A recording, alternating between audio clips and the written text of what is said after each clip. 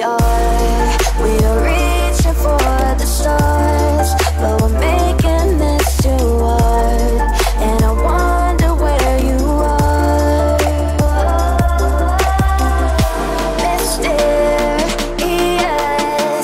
that's the part you always show, 'cause you're too curious. Maybe you should take it slow. Mysterious,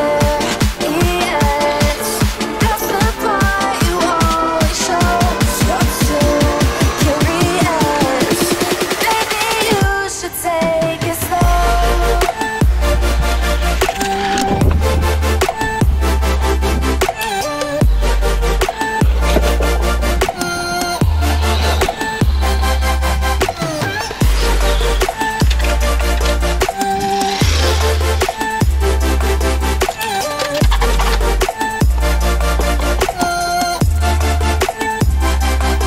We're dreaming in the dark. We are nothing more than dust. You search but you stay lost.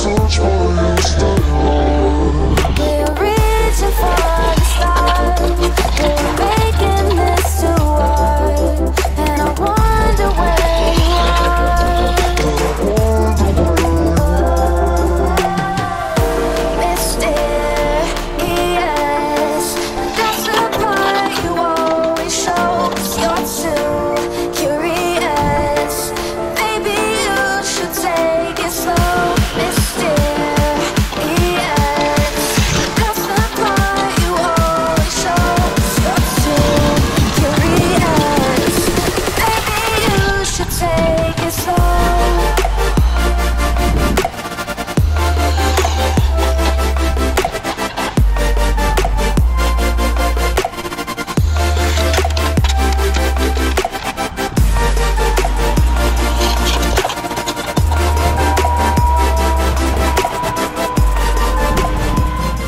Hi, my name is Bryce and welcome back to my YouTube channel, Jacko Trades. This video is another MF-01X speedrun video for the 2024 Poor Boys RC Speedrun Challenge. As we saw in those videos, I've spent the last couple of weeks crashing, and crashing some more. I think it's been a learning experience, and I think I finally getting somewhere with the car, and that I understand what causes what and what type of crash to watch out for. A lot of those crashes were kind of traction control crashes. I figured out how to work through those, and then I started getting into aerodynamic crashes where the car gets light on its wheels or it just starts to take off. And I've got some tricks up my sleeve for that as well. But this is the first video where we feature our mid-motor conversion MF-01X platform. This is obviously for the open class. Before we get into the open class, I'd like to go ahead and give a shout out to the two guys that I think we should be watching for the brushless. You got Charles, who sounds like he's got a lot of experience with drag racing, and then RC Mitchie. I hope I said that right. I'm kind of going off memory right now. But those two have got these cars dialed in stock form with the brush 2S brushless, pushing 75, which is, I think, phenomenal. I gave up on the stock platform at about 23 miles an hour in my first run, and knowing that I was probably going to end up in the open class, I just started modding the heck out of the car. So we just got done running it. We finally are understanding our car, and we know what it can do and what it's capable of and what the next steps are. It was really noisy out at my test run site. There was a liquid nitrogen tanker truck that was unloading, and so there was no way I was going to get video out there kind of talking about the car. But that's okay. This is not an official entry. It's just a test run. So let's go ahead and look at the car now as it came off the track. So the two big things with this platform is that it's a mid motor now, and I'm running a pan chassis. Well, I'm running the original chassis, but I'm running a pan, and the pan does two things. It helps with aero, and it also reinforces the car and the body. And once I get this taped up with the body, now this thing it feels like a brick. I mean, it's super solid. It weighs in about 2¼ kilograms, which is about 4.5 pounds. So it's getting up there in weight, which is what I kind of want. I feel like the heavier cars are a little bit smoother. At least that's my theory, because that's what I'm doing. I could be wrong. I clearly don't know what I'm doing when it comes to this stuff, because you've got guys that are running stock cars essentially, and they're setting the PBs. I did hit a PB though. So after I go to the car, I'll go ahead and show my PB run. I'm quite pleased with it given the last 2 weeks that I've had with the car. I did end in a couple of crashes. The last one kind of tearing out my shock tower mounts from the chassis piece. So I've got to try and fix that or replace those chassis pieces. But here's the setup as I ran it. So I'm running 3S 5000 milliamp hour pack. It's a really old Gens Ace cheap pack. Well, I don't know how old, but it's a 45C, so it's not even 100C, which most of the modern packs are.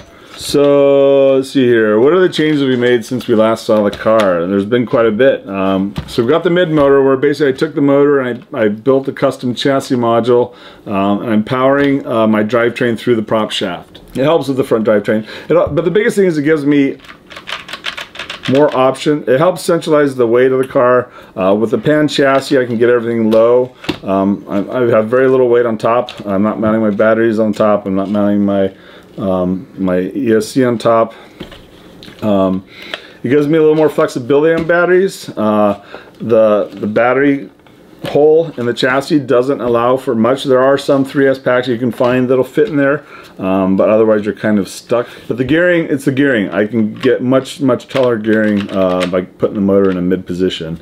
I also designed this for the longer motors. So right now I'm running a 1406 Castle, but I could put in a 1412 if I wanted to, which will give me more torque for the higher gears. So I'm also running an oversized titanium prop shaft. So the stock steel 5mm shaft has been replaced with a 6mm titanium shaft, and that allows me for a stiffer drivetrain, though having the mid motor and this motor mount support that prop shaft also helps kind of stiffen up that prop shaft. So the 6mm might not really have been necessary, but I like to try to run as big a prop shaft as I can. I think on my TT02 I have like an 8 or 10mm prop shaft, titanium prop shaft, just because I was blowing out prop shafts. I'm running the Tamiya Ford GT Mark II body. And this body is actually quite challenging to get to fit to this car nice and low. You have these scoops in the front and rear that kind of tuck down right where you want to put your body post from the kit. So in the front, I had to design this low profile body mount system. I also had to drop my shocks down a little bit to clear those scoops in the body. And in the rear, those scoops are right where you screw on your body post on the side here, so I had to move kind of the body mount system to the shock tower, and then the little post snubs sit right over this feature where you would normally mount your body post, and that works out fine. I did have to go ahead and lower my rear uprights as well to kind of clear everything. Everything is really tight on this car. It's kind of crazy because there's a lot of little things that make it kind of a clearance nightmare and trying to get things to work and move things around a little bit, and I've got millimeters of clearance here and there, and less than a millimeter of clearance in some cases. The other thing I want to do with the chassis pan is pulling these cutouts closer to the tires. I want to get as close to the tires as possible to kind of minimize the airflow through the car for aero. I did make this custom bracket here to also tie into the chassis pan. So the thing is, I've got all these sections of kind of original chassis, then modified or custom chassis pieces, and those are 3D printed, and as we know, 3D printed parts aren't the strongest. I'm just printing in PLA tough on a bamboo. So I wanted to tie in the whole chassis through the carbon fiber pan to kind of help make it strong. Prior to this mod, kind of running the stock kit, I was crashing a lot, and I was breaking a lot of parts. So I'd go out, do a run, crash, and break parts, and have to stop and come home and replace the parts. And I was getting tired of running once, crashing, and having to rebuild the car. And a lot of that, I think, is attributed to the fact that it's kind of an open-wheel car. There's not a lot of protection from the body or the chassis. So I wanted to do something about that. And the pan helps quite a bit with crashes because, for the most part, it sits kind of proud of the wheels, if not flush. And so I can have kind of these crazy crashes, and the car survives much better. I can usually get a half a dozen crashes before I have to kind of call it quits. I should just not crash at all, but that's not how I drive. I'm driving in an area that's pretty narrow, so it's got curbs and bumps and stuff, and so if I lose control, it's pretty much a guaranteed crash, unfortunately. So I'm trying to build the car to be a little more durable so that I survive those crashes. Here's a trick. If you watch this far into the video, I'm going to go ahead and give you a trick. One of the things I do on my rod ends, because the rod ends are a source for slop, and there's usually not much you can do about that. But what I do, and I don't know, maybe other people will figure this out. This is what I do though. I actually go and glue my rod ends with super glue. I'll use the thin stuff, the wicking stuff, and that works its way into the rod ends. And then what you can do is you can go in and you can kind of break that, because the glue doesn't really bond to the plastic that well. Sometimes it won't bond to the ball either. I guess you could kind of pre-grease the ball if you wanted to. I've never done that, so I wouldn't necessarily recommend it. But once you glue it, obviously it glues on, but you can break that bond, and then that glue is basically filled in those gaps. And so you can take up a lot of slop in your suspension by gluing your rod ends and then kind of breaking it free and moving it around. You can even go back and kind of lubricate it with some Tri-Flow if you want. But that's what I do, and it seems to help. I've done that on my TT02, and I've done it on this car. I do need to go back and take out some of the slop in my hinge pins that are in the chassis. And what I've thought about doing for that is to just run little like set screws, maybe some nylon tip set screws or something, to just barely touch those hinge pins so they're not allowed to rattle around inside those holes, to take up some of that slop as well. But I don't know how much that contributes. My traction control problem. So that thing that got me down for 2 weeks. I knew I wanted to kind of lock the diffs, but there's not an easy way to lock these diffs, unfortunately. I've tried the silly putty method, and that doesn't work because the silly putty works itself out of the diff and it ends up all inside your gearbox and makes kind of a nasty mess. So what Charles does is he uses silicone earplugs, and I haven't tried that, but I've got some earplugs on order that I'm going to try out. So what I did on the front diff, because I wanted it completely locked, and actually I'm working on a design for a spool, but I put a bunch of tumbling media in it. Basically, actually I should show you. So when I tumble parts, I use stainless media to tumble, and they're basically these like little, it's almost like a 0.8 millimeter by half a centimeter dowel pin, but I basically just stuffed the diff full of these things. It's what I had on hand immediately. I could have just shoved rocks in there. And that seemed to work well in locking up the diff. So this feels like it's got a little bit of slop still. Now on the rear, because I didn't have those silicone earplugs, I used a thin sheet of rubber, and I basically put that between the I guess the spider gears and the drive gears, or the driven gears. I don't know the terms for the gears inside of a gear diff. But I basically put that layer of rubber between the gears on both sides. And that seemed to, it can actually, it still spins, but it feels like it's kind of like almost like a million weight diff oil. And so it's got enough resistance, I think, to help out. And the front's essentially locked. And that helped with my traction control. I was starting to get runs that weren't all over the place, or crashes. And then the other tip, since you've watched this far into the video, is for aero. If I were to run it like this, it would kind of do a flat spin. It would get up to speed and do a flat spin and just kind of spin out on me, or spin and flip. So what I discovered on the TT02 is the rear fins actually help quite a bit to stabilize it in a straight line.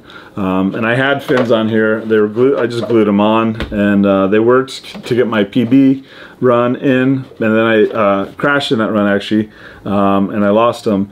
And after that I did some more runs, and it was kind of back to that normal loss of control due to speed and aerodynamics.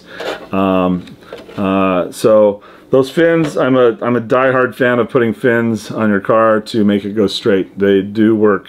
It's crazy, like on the TT02 when I was running, I'd be doing a run and you kind of see it get squirrely around 70 miles an hour, And then you got past this point where it just like stabilized and it was like an arrow. It was crazy. You could see the effects of the fins kind of kick in like a light switch, and then it was like the car was on rails. So I'm a huge believer in fins. And when I had it on the car, it actually looked kind of like a Batman car for some reason.